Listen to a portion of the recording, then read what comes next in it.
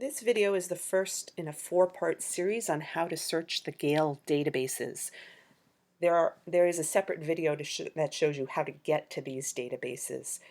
Once you're there, you'll see that there are four separate ones within Gale, and we're going to talk about each separately. I want to emphasize, because I see students do this all the time, you're not going to search in this find bar right here. It seems like it would be easier, but the results you get back are a little more confusing than if you go in one at a time. Take the time to go in one at a time. It'll make your job easier in the end, and it'll be quicker. Ignore these select buttons. Just click right on the hyperlink. You'll see it highlight up when you're hovering over it. This one is called Student Resources and Context. It's a very general database with all kinds of information. This is often a good place to start. I'm going to go ahead and use Civil War as my search topic as an example. You'll see that it brings all kinds of information back. And what I often see students doing is just going in and click, click, click. And it can be overwhelming to look at these pages. What I want to key you into that'll make your job easier. On the right side of the page, you'll see it has a listing of all different kinds of sources for you. So let's say you need a video for your project. You'll see it's got 422 videos related to the Civil War. The nice thing about these databases is we know all this information is good. It's been vetted. You always want to keep your thinking cap on just to make sure that it is good information, but you can be pretty safe if you assume that this is good information. There is a separate video and handout on telling good information from bad. When we're on the internet, we really have to be careful about what we're looking at. Here it is information that's been looked at by experts and reviewed by your librarian. So over here you'll see there are 1,814 reference articles for you. These are things that like you would find in an encyclopedia or a general book on a subject. There are biographies, so 1,137 biographies related to the Civil War. Images, primary sources, which were original materials created at the time, so these are probably pieces of diaries or newspaper articles or things that were created in the 19th century. Creative works. So in creative works, you'll see things such as music from the time period. Plot summary. I'm not sure what they're summarizing here. Maybe books from the time period. Yep, Unconditional Surrender. So books about the Civil War, they're giving you little summaries of it. Audios, videos, case overviews. This would be U.S. Supreme Court cases related to the time period.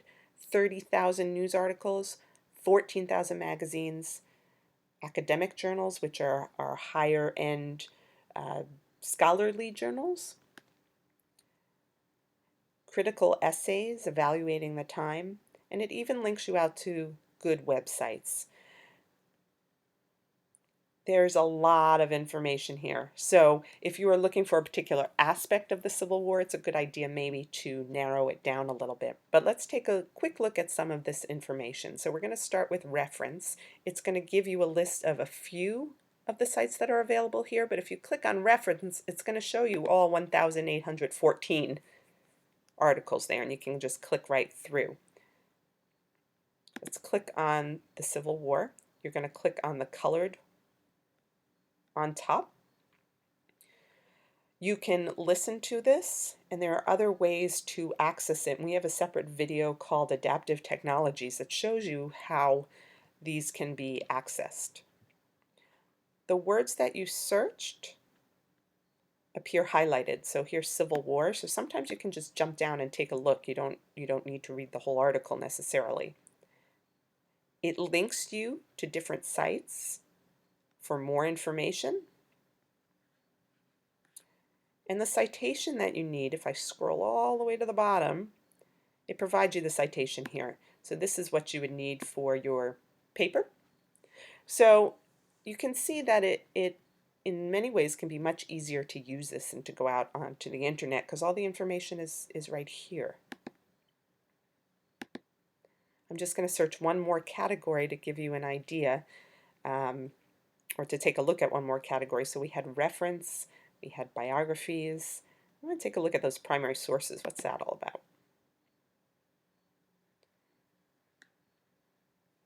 So here's something about Mary Chestnut. So what it's showing you here is this is the name of the article. This is the book that it appears in. And primary sources are often published in books for students. Usually they're just manuscripts that you'll find in an archives or special collection, but they do publish them so people have easier access to them. It tells you what kind of primary source it is right here, diary entry. So let's click on Mary Chestnut's diary and see what this is all about. So here we go on March 4th. This is what she recorded, and somebody typed up the text and put it here for you to take a look at.